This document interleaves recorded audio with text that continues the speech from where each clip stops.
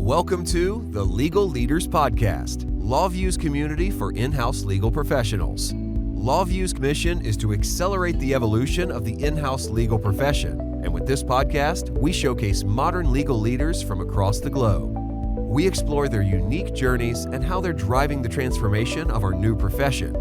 Join David Lancelot, LawVu's Chief Legal Officer and Executive Vice President of Advocacy, as he explores the cutting edge of in-house legal leadership.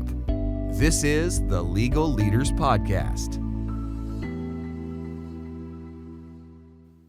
Hey, everybody, and welcome to the Legal Leaders Podcast. I'm David Lancelot, your host. I'm the CLO and EVP Advocacy at LawVu. And I have the real pleasure to have with me today two great legal leaders from the higher education sector. I've got Charles Jake, who's the General Counsel of Kansas State University, and Blake Billings, who is the Deputy General Counsel of Kansas State University. Thank you very much, guys, for joining me. Thank you. Thanks for having us. Good to be here. We were just saying, first of all, let's talk about Kansas State University, right? I am glad to know that Kansas State University is a powerhouse in track and field, something close to my heart. But I think probably you guys could tell us more. We have an international audience here, and I think it's worth everybody understanding the scale of the institution that you guys work at, and some of the stuff that you have to deal with. So I'll give a brief overview and Blake maybe jump in, but Kansas State has been around since 1863. It was the first land grant university in the United States, founded by President Abraham Lincoln. This was legislation that was passed in the middle of the American Civil War to found universities that focused on agricultural and mechanical education. And Kansas State was the first one under that law. So we certainly have a broader portfolio than that, but those are our rigs. Every state has a land grant university, and Kansas State is ours. Awesome. Yeah, that's something I didn't know. Abraham Lincoln. Boom. So about how big is the school, Charles? So about 22,000 maybe students. We set enrollment records last year under our new strategic plan to be a next generation land grant university.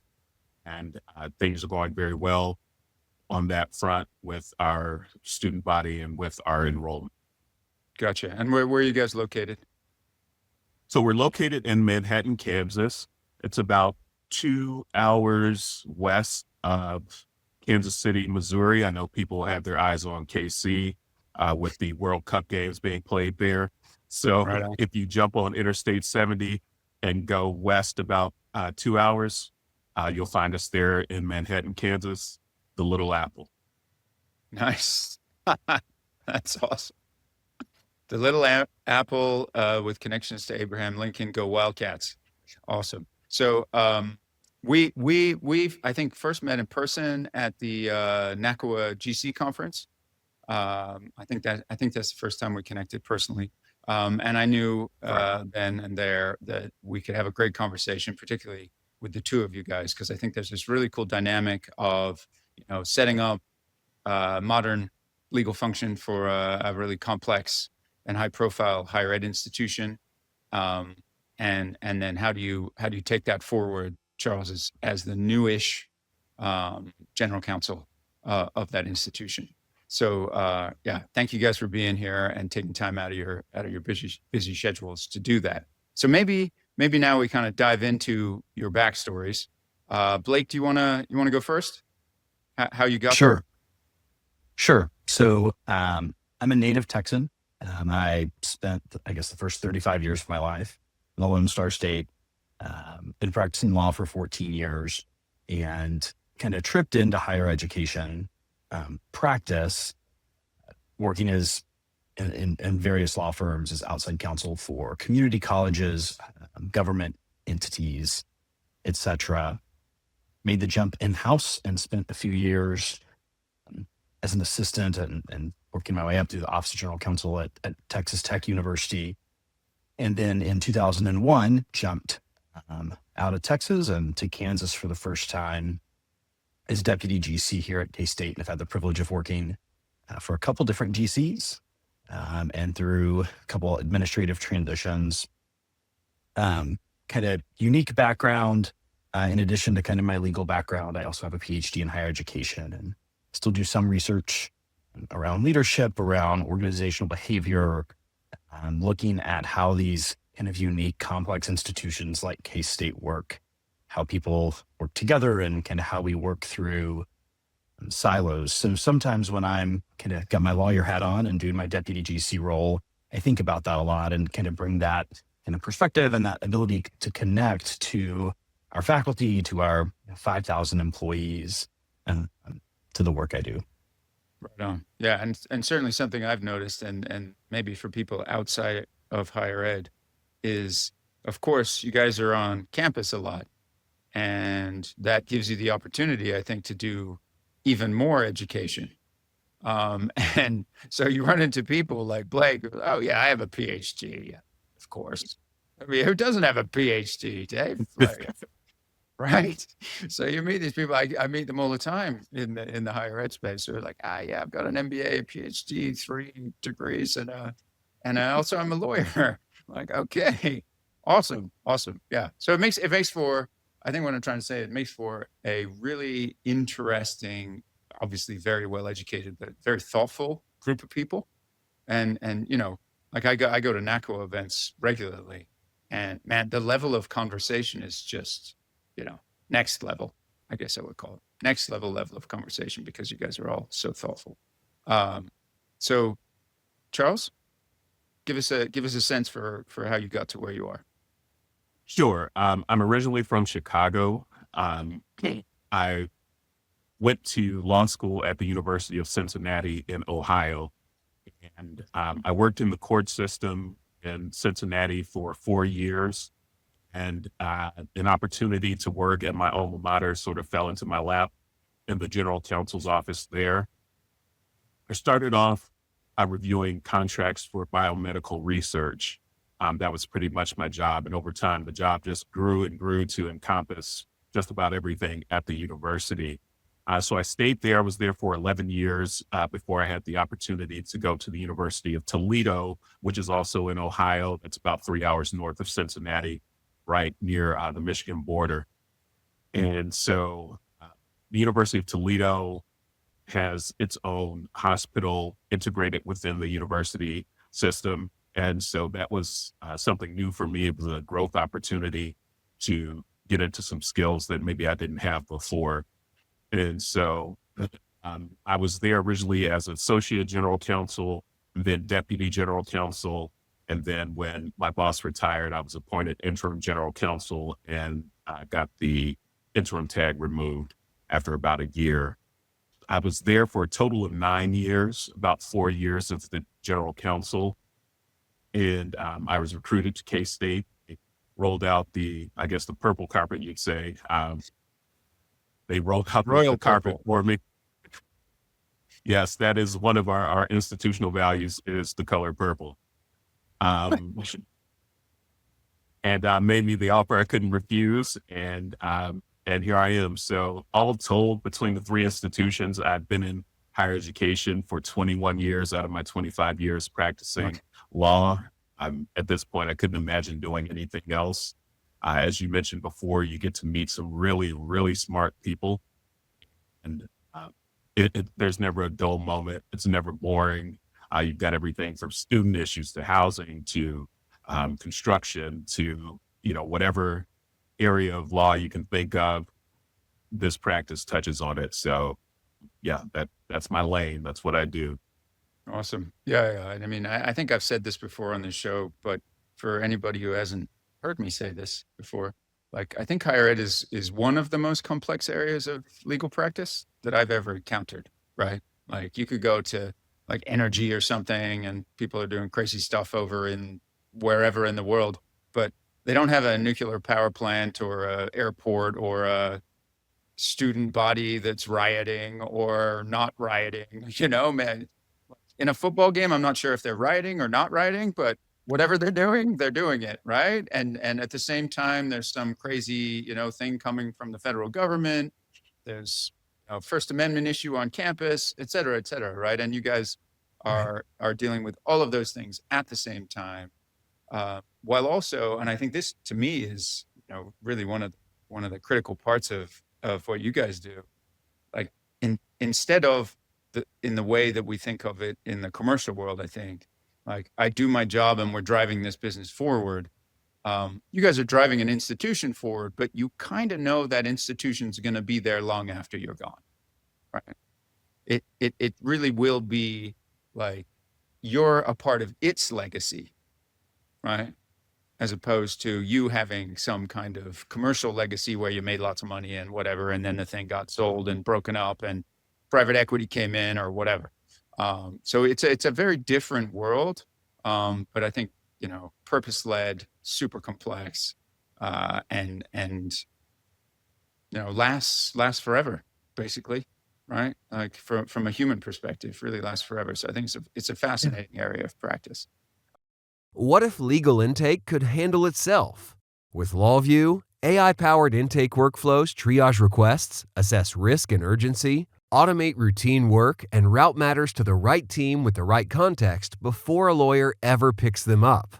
So the business gets faster support and legal has more time for strategic work. Visit lawvu.com to see intake management in action.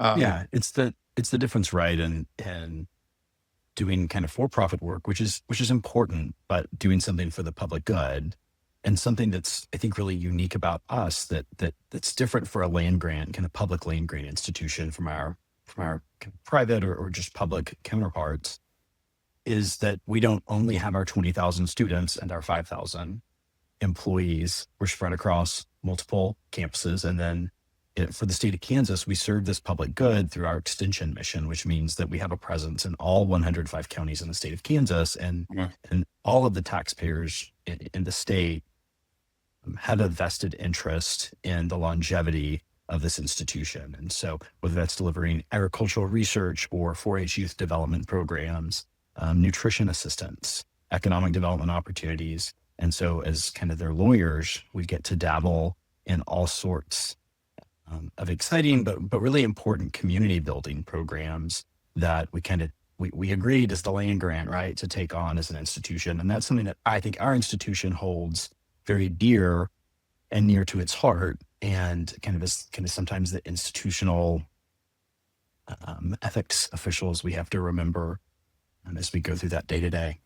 No, and I think it's just one of those things that a lot of people don't think about when they think about the practice of law, right?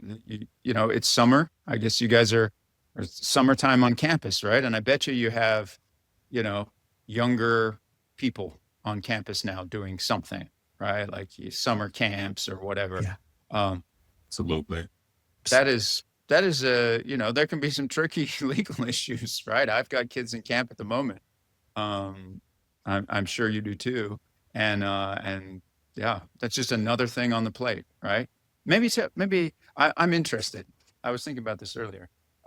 Summer, right? I think a lot of people think summer, school shuts down, everybody goes on holiday. My understanding from people in higher ed is summer, finally I can get on the front foot a bit and deal with some of the stuff that was just like, there's just so much going on during the school year. Is that right? It's definitely a shift. Because most of the students are gone. And so things are closed down on campus. Most of the restaurants are closed, but there's more parking. So, that there's that trade-off.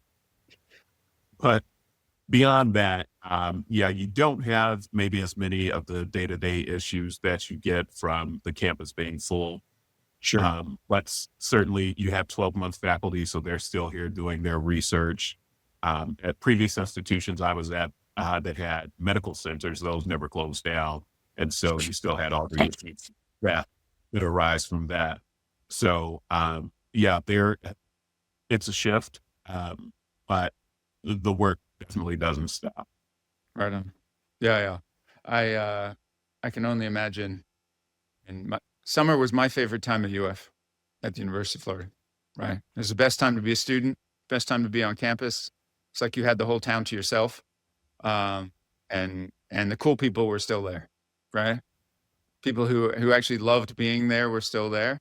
Not that they don't love being there, those people that aren't there. Let's not say that. But anyway, so I think that's all super interesting. And as I said, in the intro, I think that the dynamic that plays out with you guys is this sort of Charles is at Toledo doing his thing. Blake's at Kansas doing his thing. And Blake, tell us a bit about what it was like for you to be building sort of the infrastructure of the function there before Charles arrived. Yeah. So I think I mentioned in the intro that there had been this kind of transition period, really for the university at large, but especially for our office. And we had a general counsel that had a great opportunity to kind of take her skills and move to another institution and kind of do the same thing in a different way. And that created kind of this period where, interestingly, the university was going through the strategic planning process.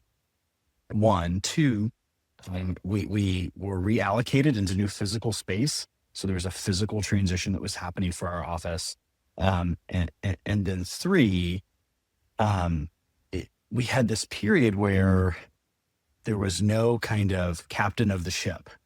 Sure. We brought in kind of an outside consultant to support our legal team during this transition. And so during this phase, we were tasked with developing a strategic plan for our unit, so the Office of General Counsel, Legal Affairs, that would help shape the way the university went and searched for the next general counsel. And so we kind of have this grassroots plan, and it was developed by the attorneys, our staff, just sitting around a table and kind of hammering through who are we and who do we want to be, and how does that serve the university and kind of its 10 imperative strategic plan. Like Charles references the next gen K-State strategic plan. Gotcha. And so we have these three goals, and they're more technical than this, but I always kind of summarize them in this way. One, we're going to be really trusted people. We have these kind of strategies that are embedded in how we're going to earn our clients' trust through relationships and just kind of getting out there and spending time with our clients and understanding them.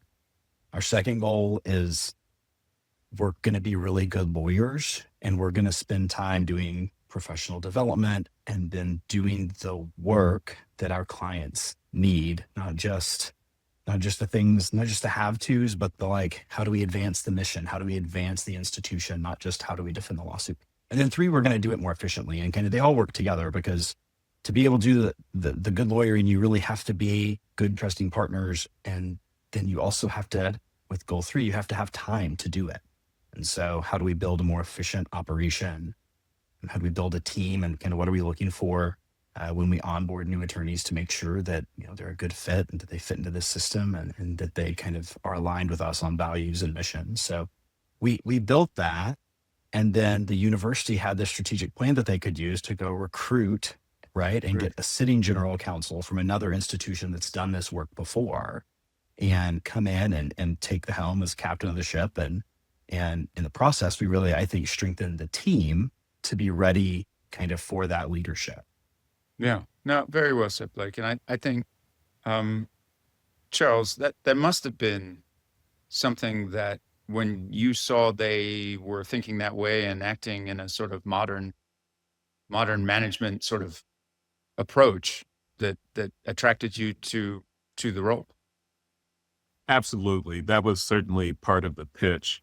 I had not been part of a strategic plan for the legal office before. I'd done strategic planning at previous institutions, and it was more what are maybe legal's goals that will help support the institution-wide strategic plan. But a strategic plan specifically for the legal department was new.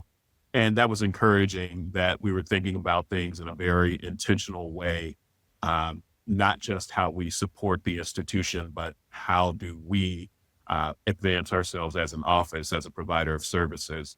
And so that was definitely something that was very attractive about the job, that it was thought about in that way and that those steps were being taken. Yeah. So tell us a bit about coming on board into somewhere, because I think this is one of those things. I was literally just talking to a friend of mine in Toronto recently who's come into a GC role, and the standard model is it's a shit show, basically. That's the standard model, right? Like, it's a mess. You've got all this stuff to do. There's this very stressful period of like just trying to pull stuff together and figure out what the heck's going on. And, you start with a yellow pad, and 3 to 5 years later, you've got something that feels a bit more like clockwork. And your vision can be implemented. The feeling I get is at Kansas State, there was, some infrastructure in place. It was actually attractive for you to go there because of that. And it certainly would be for me too, right? To be like, okay, we can do the work, as Blake was saying, like we can think about the over the horizon work that is what the university needs, as opposed to what it wants on a reactive basis. So what was it like for you to come into that situation?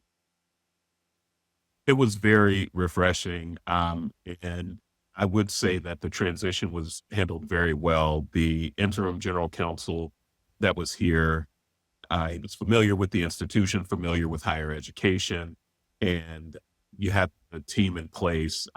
My team is excellent, Blake and the other attorneys and professionals that work under me. And so it didn't feel like I was coming into a 5-alarm fire and trying to put it out. As Blake said, it felt like more like basically the table had been set. Like we have this thing in place and we just need someone to drive it. And so that was very attractive to me because, again, this is only my second role as general counsel. At the previous institution, I had come up through the ranks. So I was familiar with the state of Ohio. I was familiar with all of our government partners and the institution itself. And so coming to a new state, a new institution where I didn't know anyone prior to taking the job, it was very important to have that groundwork done so I could step into the role as a leader, as a manager, and drive it forward. I think that with the transition being as big as it was, if all of those things had not been in place, it would not have been as attractive to me. Yeah, indeed. I think somebody said once, like, don't try and change like 3 things at the same time, right? You guys have heard that one. So like moving, different state, different institution, no operational foundations, et cetera. That would be an extraordinarily challenging proposition. And of course, we all know people, including in higher ed, who we all know a guy, and I'm not going to name him, who's told me like he came into a role where the former GC had been indicted. And it was just a complete mess, right? So this is sort of the other end of that spectrum. And I think it's the kind of thing that makes me think about like a sustainable approach to running a legal function. And this isn't just a higher ed legal function, right? This is any legal function. The idea that you're building what I think of as a scalable engine room, something that you can be proud to have built, and you can move on to the next thing and the whole thing doesn't fall down, right? So maybe like Charles has described you previously as sort of the COO of the legal function. How do you think about like operations for higher ed legal? What's your sort of high level on that? Yeah, I think there's a lot of ways to structure an office. And I think in the various offices I've worked in, and then even kind of the arc of my time at K-State with different leadership, there've been different structures to how we think about structuring the operations part of this. And I think, and one reason I think we were so successful as an institution in recruiting Charles, and to hear Charles talk about kind of the warmth with which he embraced that kind of existing plan. We had a team that really wants to be strategic, that wants to advance the institution, that doesn't just think, oh, I have 3 contracts that I need to review today, 1 subpoena to get to and 1 policy to review, right? You think about, okay, I'm going into work today. How am I going to advance K-State? And I'm going to do these things, but I'm going to think about how what's going on in the College of Education connects to what's going on with veterinary medicine and athletics, provost office, et cetera. And so because we had really already agreed and taken steps to move in that mindset, we kind of set the table for Charles to structure the office how he wanted. And Charles has adopted, I think, what's the most kind of modern and kind of progressive structure, which is that the GC serves as the CEO, and then there's a deputy that can serve as kind of the COO. And for us, that looks a lot kind of like a filter. And so I meet with the attorneys on our team. I don't know if we've talked much about the structure of our office, but we're a 6-attorney, 3-staff office. And each attorney kind of has their own practice areas that they focus on, but no one kind of is exclusively in one area. We're all general practice attorneys.